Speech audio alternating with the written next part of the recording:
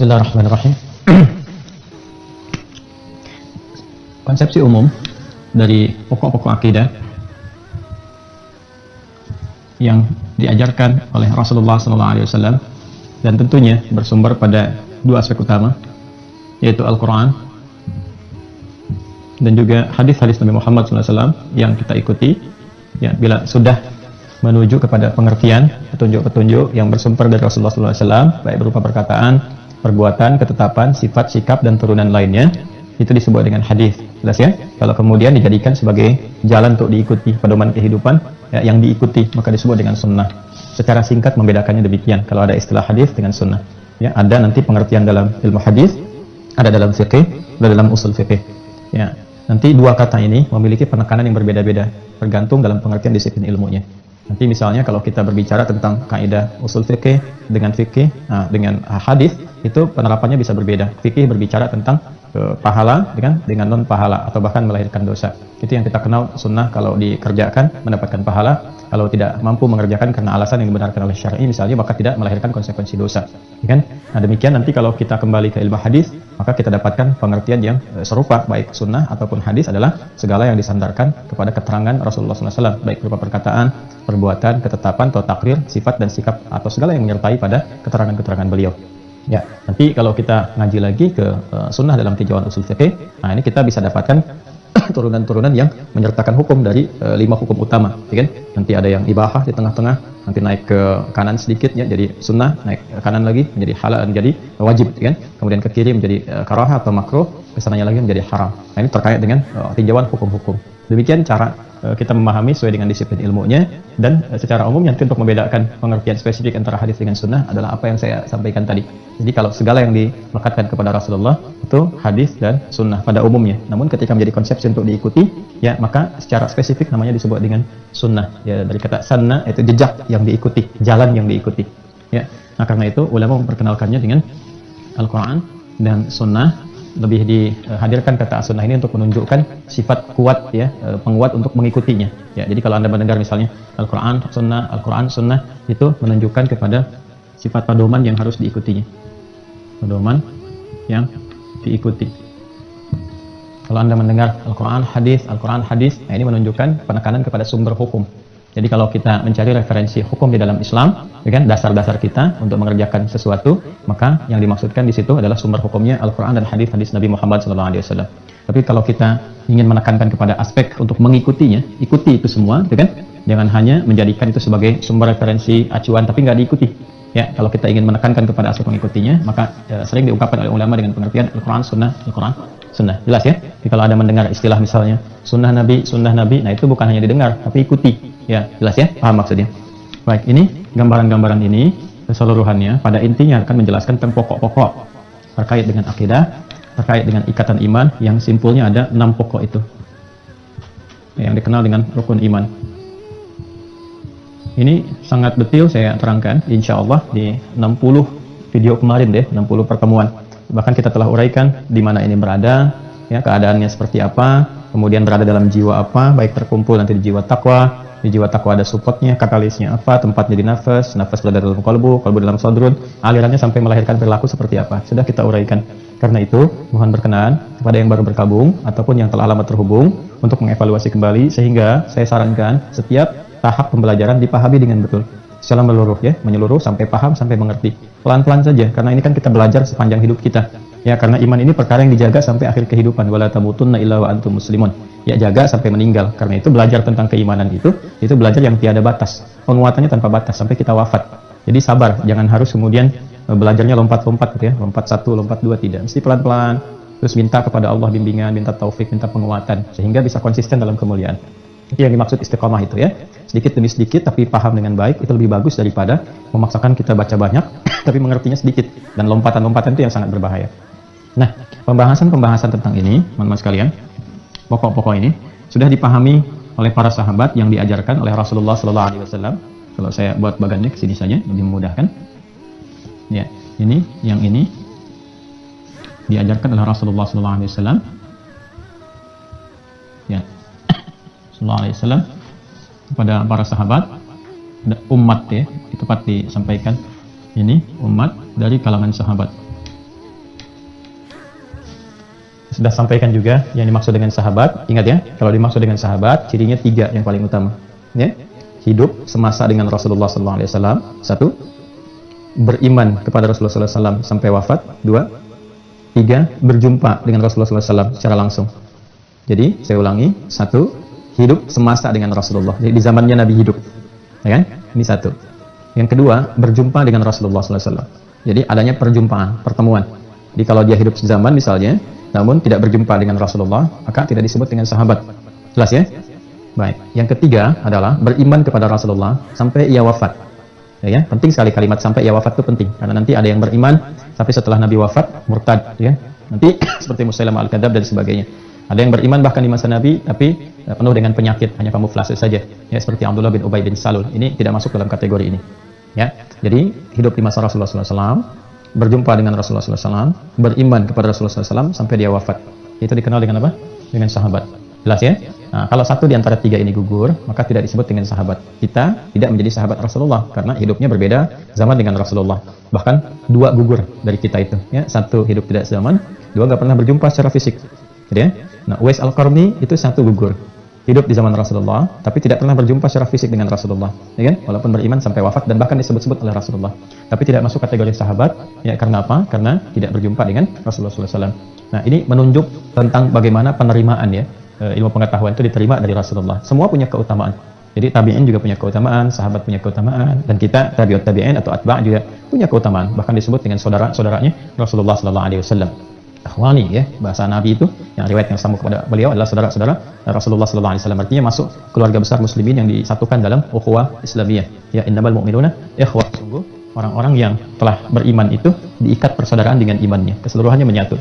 Nah, untuk membedakan generasi-generasi itu, nah maka diberikan penamaan-penamaan yang nanti keutamaan penamaan ini merujuk kepada ini dia sanad ilmu. Ya, jadi dalam Islam itu semua hal yang sampai kepada kita tentang pengetahuan-pengetahuan, bimbingan-bimbingan untuk bersyariah, beragama, sumber-sumber keislamannya itu bisa dirujuk. Cara mengetahui rujukan ini sampai ke Rasulullah salah satunya dengan mengetahui pergantian setiap generasi. Untuk itulah kemudian para ulama kan memberikan penamaan-penamaan yang untuk memberikan kesan generasi-generasi di setiap pergantiannya. Ini yang tadi dengan 3 sifat sahabat, kan? Nanti setelah itu ada tabi'in. Nah, nanti setelah ini ada tabi'ut tabi'in. Tabi'in. Nah, selanjutnya ke kita sekarang al-atba', kan? Ya, para pengikut yang disertakan dengan ma'iyah ammah, ya, yang disertakan pengikut ya bersama dalam keimanan kepada Rasulullah secara umum. Ini yang dimaksudkan di Quran surah ke-48 ayat 29. Ya. Muhammadur Rasulullah, Muhammad itu ya Rasulullah. Jadi kalau kita ingin pertegas siapa yang dimaksud Rasulullah ini, maka namanya Muhammad sallallahu alaihi wasallam. Ya, nama sifatnya. Muhammad sallallahu alaihi wasallam. Ini satu di antara nama sifatnya yang paling populer. Disebutkan 4 kali dalam Al-Qur'an. Quran surah ke-3 Ali Imran ayat 144, Quran surah ke-33 Al-Ahzab ayat ke-40, Quran surah ke-47 dengan namanya Muhammad SAW ayat yang kedua, dan Quran surah ke-48 ayat 29. Ada juga nama sifatnya Ahmad, kan? Kalau Muhammad menunjuk pada sifat sosialnya yang tinggi, hablu minan nas, Ahmad menunjuk pada sifat spiritualnya dengan peningkatan ibadah ritual yang sangat luar biasa, hablu minallah. Ini disebutkan sekali dalam Al-Qur'an di Quran surah As-Saff surah ke-61 di ayat yang ke-6. Ya, ini dikuatkan dari lisan Nabi Isa alaihissalam. Wa mubasysyiran bi rasulin ya'ti min ba'di ismuhu Ahmad. Nanti ada Al-Kafi, Al-Mahi dan seterusnya. Ini gambarannya. Dan ini juga menunjukkan mukjizat dari namanya sendiri. Ya, ini menunjuk kepada aspek tauhid. Hubungannya Ahmad sifat tauhidnya kepada Allah Subhanahu wa taala. Ini menunjukkan mencakup nama syariat. Syariat, sisi sosial itu kan syariat ya, konsepsinya. Jadi kalau ini 1 tambah 4 5 dan membawa risalah Islam, rukun Islam sendiri 5. Ya, yang satunya adalah tauhid, 4-nya adalah pokok syariat. Jadi dari namanya saja sudah mukjizat. Ya, inilah hal yang sangat istimewa dari Rasulullah SAW itu, dari namanya semua, dari namanya, fisiknya, keadaannya, ya, kemudian berbagai sifat dan sikapnya itu dengan sendirinya sudah menunjukkan mukjizat kenabiannya. Baik. Kemudian di sini Muhammadur Rasulullah, ya, Muhammad SAW itu yang dimaksudkan Rasulullah, Rasul penutup. Walladzina ma'ahu, yang saya katakan ma'iyah ammah salah satunya untuk menunjuk kepada pengikut Rasulullah. Walladzina ma'ahu, ya. Ya. Walladzina ma'ahu, sedangkan orang-orang, nah ini yang bersama beliau. Bersama di sini maksudnya umatnya ini. Ya, ini Allah langsung menetapkan ciri umat Nabi Muhammad. Di antara cirinya sebagai berikut di ayat ini ya. Nah, jadi kalau di sini yang disebutkan ma'iyah ammah itu kebersamaan dalam iman ya kepada Rasulullah SAW. Jadi ditunjukkan cara beriman ya Rasulullah yaitu menuju Allah Subhanahu wa taala. Ini menunjuk umat secara keseluruhan. Al-ma'iyah ammah. Nanti ada juga pengertian al-ma'iyah ammah dalam akidah seperti di surah Al-Mujadalah ayat 7 dan Al-Hadid ayat yang keempat. Ya, nanti itu aspeknya aspek tersendiri, ya, aspek tersendiri. Jadi yang dimaksudkan bagian keumatan. Jadi umat Nabi Muhammad itu ada yang hidup di era beliau, ya kan? Ini beriman kepada beliau sampai dengan wafat berjumpa dengan beliau. Boleh jadi ada yang hidup di era beliau, beriman kepada beliau sampai wafat, tapi juga tidak sempat berjumpa seperti Uwais Al-Qarni. Maka tabi'in sifatnya. Ya, sedangkan pengertian tabi'in pada umumnya adalah biasanya yang tidak berkehidupan di masa Rasulullah secara langsung, atau tadi hidup tapi nggak berjumpa dengan Rasulullah SAW, beriman sampai wafat, jalurnya ke sini ikutnya. Ya, jalur keilmuan sanadnya jadi begini. Ini ke sini, ya. Nah, ini pergantian generasi ke bawah. Ini ke bawah seperti ini. Nah, tapi ada dua panah gitu kan. Nah, dua panah itu maksudnya apa? Dua panah itu kalau ini ganti generasi ke bawah, kalau ini nanti sambungan sanad ilmu ke atas. Jadi di Islam itu sangat luar biasa istimewa dan unik ya, sifat semua referensi itu tersambung. Ya, jadi ini dari mana nih pengetahuannya tentang sholat, cara sholat kita itu dimulai. Ya, bahkan dari bab akidah, kita beriman itu tahu pokok iman ada 6 ya. Bahkan kita sekarang bisa mengenal Al-Qur'an, membaca bahkan menghafalkannya, praktek ibadahnya sholatnya. Itu nggak ada bedanya dengan umat terdahulu sampai ke Rasulullah. Tahu dari mana? Ini jalur ilmunya. Naik ke atas, ini terima dari sini sampai kepada Rasulullah. Dan terjaganya luar biasa. Setiap eranya itu ada tokoh-tokohnya tersendiri. Ya, tokoh-tokoh ilmunya yang menyerap ilmu dari Rasulullah SAW diwariskan. Orang yang menyerap pengetahuan, mendapati pengetahuan terkumpul dalam dirinya, kemudian di-share kembali, disampaikan. Nah, itu tunggalnya disebut alim. Alim. Ya, jamaknya disebut ulama. Nah, ini ya, ulama. Jadi kriterianya juga cukup tinggi, ya. Satu aspeknya nanti disebut ulama itu ada al-ilmu, ya. Al-yastawil ladzina ya'lamuna wal ladzina la ya'lamun, kan? Itu ilmu. Yang kedua adalah khasyah. Ini yang pokoknya. Dari khasyah ini muncul wara, muncul tawadhu dan sebagainya. Ya. Ini yang dimaksudkan di surah Fatir itu, ya, ayat 28, innama yakhsyallaha min ibadihil ulama. Jadi setiap kalangan ini eranya itu ada ulamanya. Baik yang di hadisnya, di fikihnya, di Qur'annya dan turunan-turunan yang lainnya. Jadi ini yang dikatakan oleh Nabi SAW, yang hadisnya diriwayatkan oleh Imam Abu Darda radhiyallahu taala anhu, ya, wa innamal ulama warathatul anbiya. Itu hadis sangat populer dan panjang terkait dengan penuntut ilmu. Man salaka tariqan yaltamisu fihi ilman, ya, sahalallahu lahu tariqan ilal jannah, sampai ke kalimat wa innal ulama warathatul anbiya. Dan sungguh para ulama itu, ya, pewarisnya para nabi, ya. Wa innal anbiya lam yurithu dirhaman wala dinaran. Dan para nabi itu tidak mewariskan dinar dan dirham. Jadi bukan materi dunia yang diwariskan. Ya, jadi yang dipegang dari Nabi itu, kalaupun sampai kepada kita, ya, kalau kita mau ambil yang paling berharganya itu bukan materi dunianya, ya, tapi yang diwariskan apa? Walakinnahum warathul ilma, pengetahuan yang diwariskan itu, ya, tuntunan. Jadi ini adalah sinyal-sinyal ilmu, ya kan, pancaran-pancaran keilmuan yang terus diwariskan. Jadi di zaman sahabat ada para ulamanya, tabi'in ada ulamanya, ya. Jadi kalau sudah sampai ke sini terus nih ada setiap generasi ada golongannya sampai ke kita. Kita kan juga punya ulama kan sekarang ini, banyak ulama-ulama di kita sekarang ini. Nah itu, masya Allah, itulah penjagaan sanad keilmuan, transmisi ilmu kita, dan itu hanya di Islam kalau kita temukan sampai sekarang. Kalau Anda mau bandingkan, komparasi ya untuk meyakinkan bagi kita seorang Muslim, silahkan misalnya setiap keyakinan yang ada sekarang di muka bumi, Anda dapatkan referensi pengetahuannya yang semua sumbernya tersambung kepada penutur awalnya. Silahkan cek, dinisbatkan kepada siapa? Ya, apakah kepada A, B, C, misalnya pembawa risalah, atau kepada kemudian yang dipertuhankan. Silahkan cari sampai ketemu sumber asalnya dengan seperti ini. Penjagaannya, sistemnya, kemudian jalur transmisinya sampai ke sumber awal, dan itu bisa dilacak, dipertanggungjawabkan, dan terbuka di challenge untuk diriset. Itu sangat luar biasa sehingga objektif. Nah, kebenaran ditemukan dalam Islam ini sempurna sekali. Jadi kalaupun sudah terjelaskan semuanya, detail, lengkap dan sebagainya, tetap di ujungnya la ikraha fid din, memberikan hak ikhtiar penuh, tapi Allah memberikan hidayah untuk mengarahkan pada kemuliaan. Ya, sepanjang kita mau mengikuti jalur ini dengan baik. Nah, ini yang terjaga kepada kita sampai dengan sekarang, dan dijaganya tuh masya Allah ya, dengan dua keadaan. Ya, satu dengan hafalan. Ya, al-hifdhu fis sudur, ya, hafalan. Nah, kemudian ini yang kedua dengan tulisan, al-kitabatu fis sutur. Nah, ada sudur dalam jiwa, ada sutur dalam tulisan, ya. Jadi terjaga dalam hafalan dan tulisan. Sumber-sumber yang terangkum di sini semua. Jadi, dan ini saling mengonfirmasi, masya Allah. Paling gampang mushaf lah, ya kan? Anda kalau belajar Al-Quran, saat ini kan referensi paling dasarnya ini. Ya, iya harus terjaga betul, Kalau ini yang nggak terjaga, ya sudah.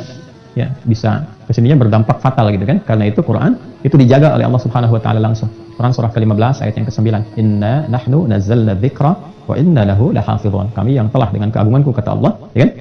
Aku sampaikan sesuatu yang sangat agung bahwa dijamin kata Allah Al-Quran itu dijaga langsung oleh Allah dan menjadikan Al-Quran sebagai pengingat ya bahwa ini adalah kitabullah.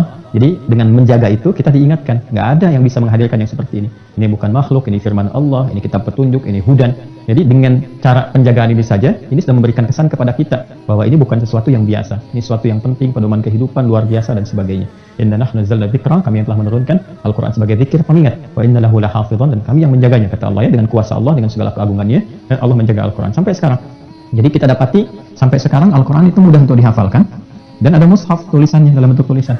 Keduanya saling mengonfirmasi. Coba lihat kalau Anda sedang menghafal, Anda pegang mushaf kan? Ya kan? Terus yang sudah menghafal itu bisa mengecek mushaf apakah di situ ada tulisan yang keliru atau tidak. Itu dikonfirmasi. Nah, sekali lagi, bisa nggak Anda tunjukkan di muka bumi yang kitab sucinya itu bisa dikonfirmasi seperti ini. Antara tulisan dengan hafalan bersambung. Ya, silakan, nyaris tidak didapati di muka bumi ini. Satu pun dengan pola seperti ini.